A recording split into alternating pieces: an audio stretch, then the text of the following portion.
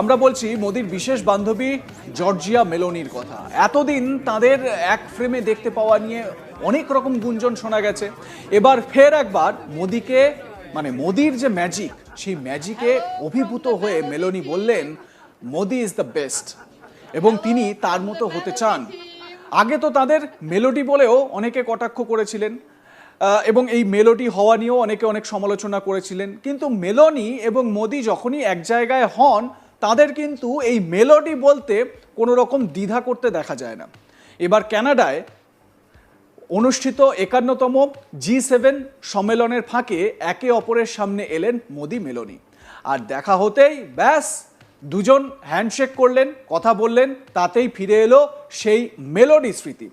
এই উষ্ণ আদান প্রদানের মাঝেই মেলোনি প্রধানমন্ত্রী মোদিকে বলেন, আপনিই সেরা, আমি আপনার মতো থাকার চেষ্টা করছি।